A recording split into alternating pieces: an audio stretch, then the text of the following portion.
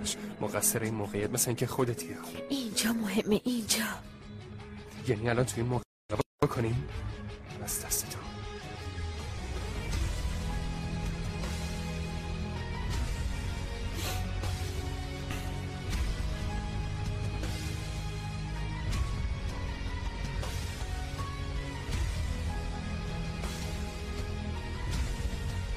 کاپیتان، شب میخوام بیام. کشتی رو آماده میکنی؟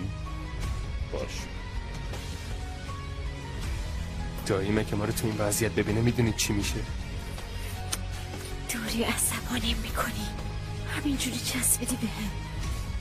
نمیدونی اگه من عصبانی بشم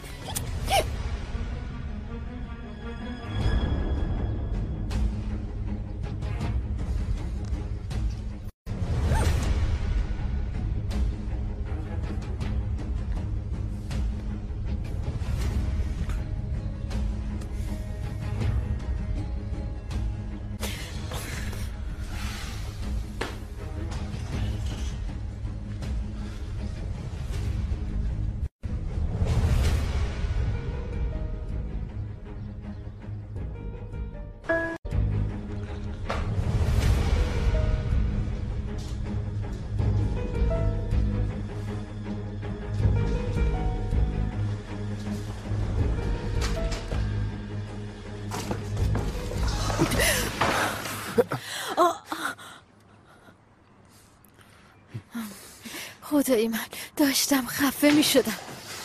تو هم یکم برو اون ورتر دیگه. خیلی ازت خوشم میاد.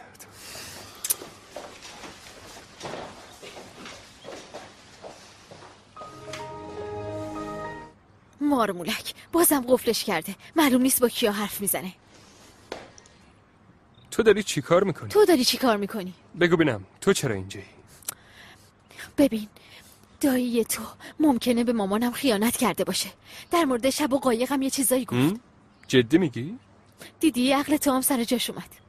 بچه شدی، بیا برو بیرون، زود باش. ببین تو هم همراه من اومدی تو این اتاق و قایم شدی، دیگه تو هم شریک جرمی. من اومدم گنگکاری تو جمع کنم و نجاتت بدم. اون وقت تو منو تهدید میکنی. تو چه جور آدمی هستی؟ کمکم کردی، خیلی ممنون، اما من اینجا چیزی پیدا نکردم. یعنی تیرم خورد به سنگ. ببین من نمیخوام تو این اتاق دست داییمو رو کنم، حتی نمیخوام با زیر سقف دیده بشم. واسه همین اگه میخوای برگردی تنها برو، من میرم. تو چرا تو خونه مثل غریبه ها رفتار میکنی؟ لازمه که اینجوری باشه.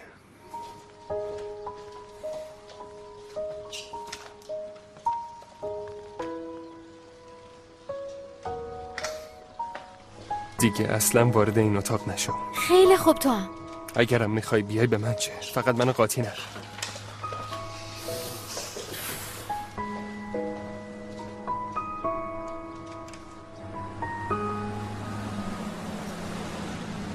آشنایی پرتنشی بود آبجیرن. همه چی رو در مورد هالوک بهش گفتی؟ اول تحریکش کردم، حتی یکم عصبانیم شد. اگه جای اون بودم منم دیوانه می شدم. بعدش پیام اصلی رو بهش دادم. امیدوارم زیاده روی نکرده باشی. فکرش به هم ریخت. بگران نباش. خوبه؟ الان چی میشه؟ به هر حال صرفا به خاطر اینکه من اینا رو بهش گفتم هالوکو ترک نمیکنه مگه نه؟ تو وظیفتو انجام دادی، بعدم میبینمت عزیزم.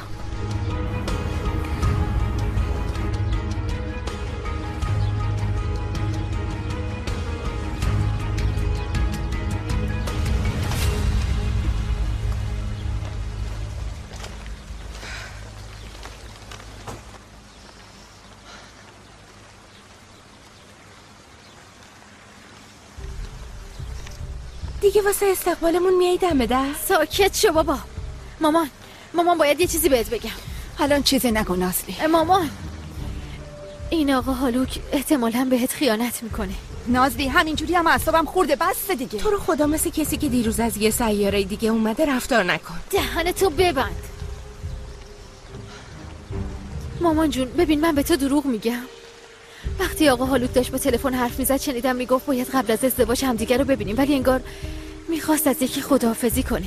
از یکی یه دونش به خدا راست میگم. ببین نازلی فکر کردی دارم ازدواج میکنم، اومدی جشن تولدو به هم ریختی، از ازدواج منصرف شدم، هالوکو برداشتی آوردی. ده بس کن دیگه دختر، دیوونم کردی. باشه همش تقصیر منه میدونم. ولی من به خاطر تو این کارا رو میکنم. نمیخوام تو ناراحت بشی. نمیخوای من ناراحت بشم؟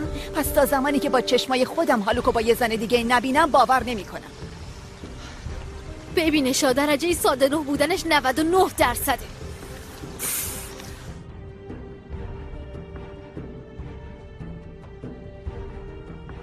خیلی زود از کوره در میری.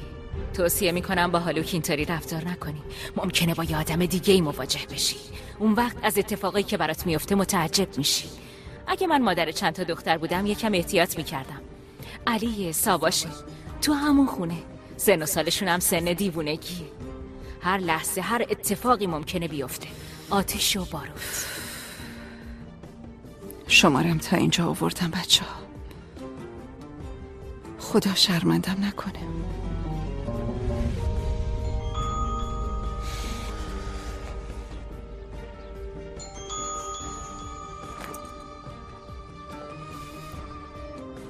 بله. این چه جور بله گفتنیه؟ اصلا نپسندیدم. ببخشید نهال جون، ولی امروز یکم فکرم مشغوله. آی چی شده؟ نهال، ازت یه چیزی میپرسم ولی خواهش میکنم درست جواب بده. من برای ازدواج با هالوک عجله کردم نه؟ گنش کی زنه تو اینجوری به هم ریخته؟ اسم و آدرسش رو بگو ببینم. خیلی معلومه. اون کسی که موقعی که اسم هالوکو می آورد از جلوی چشماش پروانه رد میشد نمیتونه این حرفا رو بزنه مگه نه؟ امروز زن سابق هالوکو دیدم. در مورد هالوک یه چیزای عجیبی میگه. خب زن سابق دیگه، حسودیش میشه. اوف، چه میدونم، از صبح تا الان اعصابم سر جاش نیومده به خدا. دختر، زنه میخواسته فکر تو به هم بریزه، تو هم خیلی زود باورش کردی، اونم به هدفش رسید. آره راست میگی. با تو که حرف زدم یکم خیالم راحت شد نهال جون. عشق داره تو رو نابود میکنه دوست خوبم. دیوونه.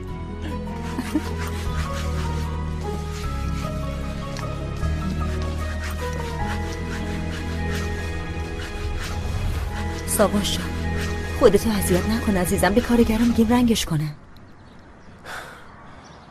لازم نیست. هر چی باشه بازم مینویسن. نگهبانا رو عوض میکنی. نمیتونن به همین راحتی وارد خونه بشن. کسایی که اینا رو مینویسن قبلا دوستایی بودن که میومدن و میرفتن. نونبار کسی نباش. ساواش، امشب غذا رو با ما میخوری عزیزم؟ آره؟ لازم نیست.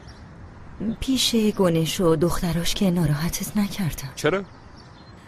چون گفتی به ساواش نزدیک نشی؟ من نمیخوام اونا مزاحمت بشن.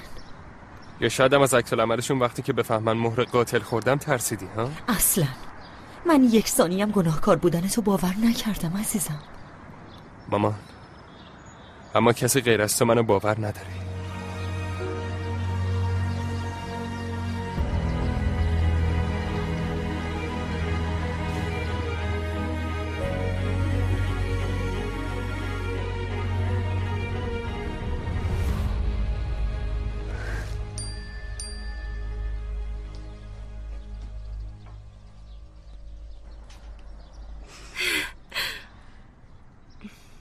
من وقتی که سلیم تلفنم جواب نداد.